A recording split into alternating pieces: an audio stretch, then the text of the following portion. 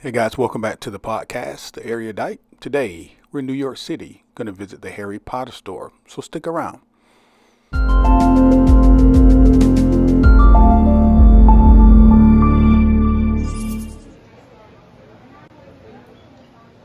So recently took a trip to New York, and the Harry Potter store opened a few years ago, and I hadn't been, and of course this was one of the premier things I wanted to do while I was there, and I got a chance to do it. So I wanted to give you a look, see what's inside.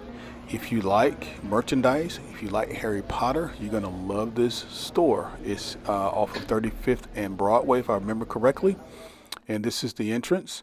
There are a number of things that was at this particular store that I hadn't seen in Universal parks and different places. It did have a feel, like a theme parkish type of feel. As you can see, these wands and different things are there. Of course, they had wands aplenty. You didn't need a reservation this time to go. I know in the past there have been lines and lines and lines of people trying to get into the store, but when I went, I didn't need a reservation. I do believe we had to register online though to go, and you definitely need a reservation if you want to do the virtual attractions. The virtual attractions that we wanted to do sold out the day we were there, so we're not able to do it, so I can't really speak to that. But I will tell you, why don't you just head over to the website. I think you just Google Harry Potter New York and it'll show up, and you can make your reservation. You can get the actual address and the times of operation. This day was a Thursday, I believe. It was a Thursday morning, about 11 a.m. The store wasn't very crowded, but we were very happy to come and hang out and see all the cool Harry Potter merchandise. So of course, everything from jerseys to socks, mugs, journals, wands, of course, capes, wizard's chest, you name it, they had it. It was beautifully laid out. I think most people like Gryffindor, but beautifully laid out. And if you're visiting and you want to get souvenirs, this was a great place to go. It really was. We spent about, overall, I think we probably in the store a good hour and a half or more to see everything. Again, we didn't get to do the virtual attractions. And I think if you, from a timing standpoint, if you do the virtual attractions, you can estimate another 30 minutes or so onto your stay. Here's a central part of the store, of course. It's very nicely laid out. Upstairs are the virtual attractions. We came in on the main level, and you can see people are coming up, so there is a downstairs. This looks much like it did in the movie. I mean, it looks really realistic. They had a lot of interactive areas in the store. Here's one. I think you had to tap on the wand for the person that it represented, the wizard that it represented, and it would come up and it would tell you a saying or some short information about the particular wizard. And then of course you could go over and see if you wanted to purchase that particular wand. While I was in the store, one of the associates recommended to me to join the Harry Potter and Friends, I believe it is, app. You can download it, Harry and Friends. And let's see what it says. It actually says Harry Potter Fan Club. So if you're looking at going and you do want to get more information about the store and want to get maps about the store, here's Butterbeer, of course. This is the only other place outside of the parks that you can get it. I will tell you this, it didn't taste the same. It was good, but maybe it's the nostalgia of being at Universal, maybe it's the adrenaline, maybe it tastes a little better in the park, I don't know. But of course these are cold and we always get them warm in the park. And I'm going to show you a little later on. There was a awesome Butterbeer bar at the end once you check out, and as you're leaving you get an opportunity to hang out at the Butterbeer bar. Now of course this looked like honeydukes. There was a lot of candy there as well. You got your frogs, you got your chocolate covered ranch, you got all sorts of things. Pretty much everything you have at Honeydukes in the parks you had there. The whole store is done in this cinematic, this way. It was very well themed, very well themed. And if you've got little ones that like Harry Potter, there were so many different gift ideas that were there, so many unique type of gift ideas, I thought, and the prices were reasonable. Now, reasonable is relative, okay? So reasonable is relative. Sometimes I'm in the parks, I see things that are relatively outlandish and there are only a few left. For example, we're going to move to it in a few minutes, but I'm going to show you the Wizard's chest. And I think the Wizard's chest board was about $400, $450, somewhere in there. But you know, little games and keepsakes like the Pixies, they were reasonably priced, I thought. Now, again, we're in New York City and we're at Harry Potter, you know, themed store. So use your best judgment, but I think you'll be able to find something that you like. We did buy a few things, and yeah, I certainly recommend you hanging out here if you do go to New York. And if you've never been, I couldn't find a whole lot of videos. Actually, I take that back. There was one guy who did a pretty good detailed video when the store first opened, but I wanted to go for myself, and I'd love to do these sorts of videos so people can see exactly what they can expect.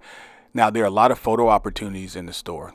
A lot of what you saw during the movies you can see in the store, and you can take those photos. The elevator, you know, travel port, or I'm sorry, the fireplace travel port, where the family and Harry were traveling over to Diagon Alley. That's in the store. There's just a number of things you're going to see in a few minutes. The fireplace where all of the letters started coming through, you know, when Harry's uncle was losing his mind on the first episode. That's in the store. It was a really nice keepsake to have. For example, the map. Those are for sale, and those are very reasonably priced. I found greeting cards here that were very reasonably priced, that were the 3D motion type of card. You know how every picture in the Harry Potter series has movement to it. These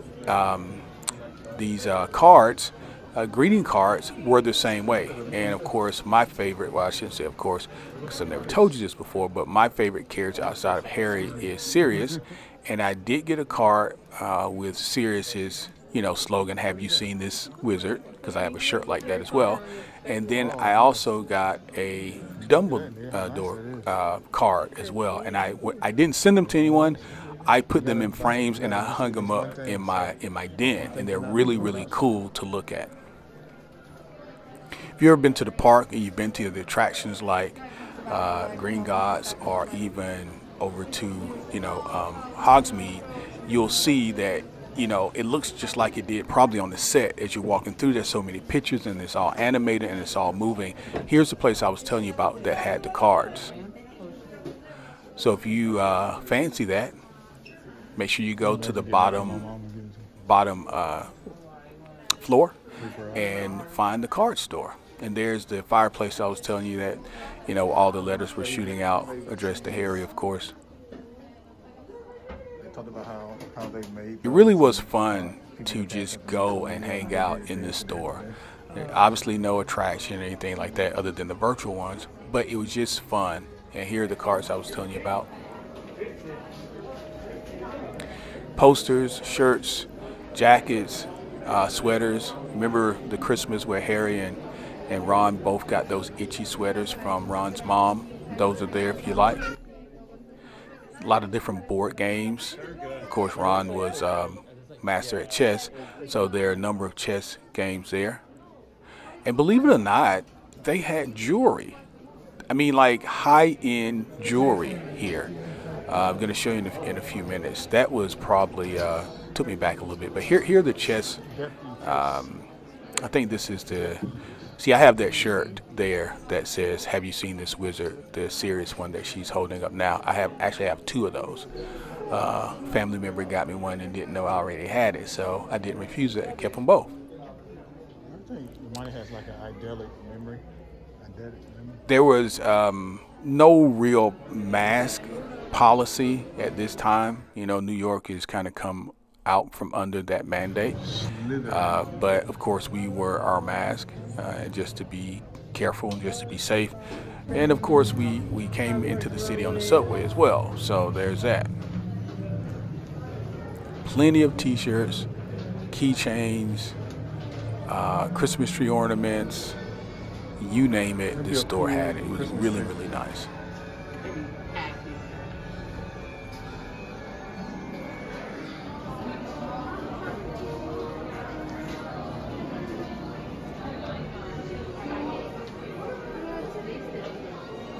So here's the area where they had all of the robes for the different houses. So Slytherin, and there's Gryffindor, Hufflepuff.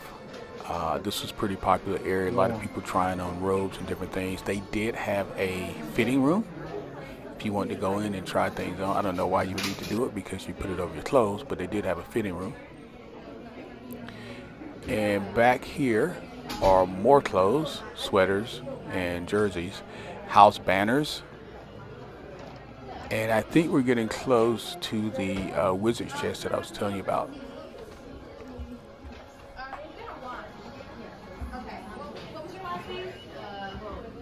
One of the coolest things that I purchased while I was there was a Gryffindor seal, similar to what what Dumbledore would use when he sealed his letters. It came with wax, and it also came with the seal. I think it was about $25. Wasn't very expensive, and it's nice and heavy. It's metal, and I can tell it will last a long time. The only thing I would have to do, of course, is get more red wax, red or yellow wax. Here are the fancy games. This is the Wizard's chessboard I was telling you about.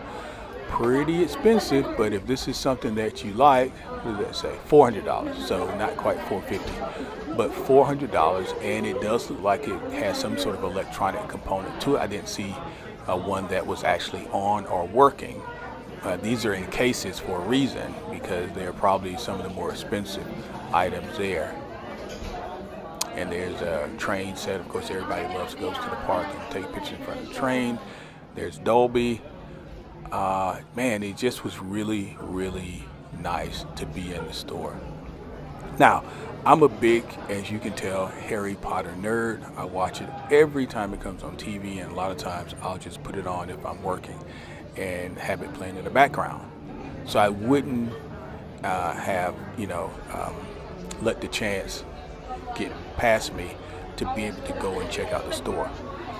We stayed in the Bronx, which is where our family is, so we took the train down into the city, and I think we got off on 33rd Street, so it was only 2 blocks to walk in order to get here. It was not very difficult to find at all. It's about 8 blocks from Central Park, and the reason I know that is because we walked to Central Park after this. So if it is 8 blocks from Central Park, 8 or 10 blocks, then it's probably about 6 to 8 blocks from Bryant Park. And it was a pretty straight shot. It was a straight shot. So we left here, and it's not very far from the library, maybe about 4 or museum rather, New York Museum. It's about 4 or 5 blocks from there. Centrally located, should be very easy to find should you decide to go. They did have employees and guards at the doors coming and going, so make sure you hold on to your receipt or you won't be able to leave. He definitely wants to see your receipt. This is kind of toward the exit of the store. There's still more merchandise.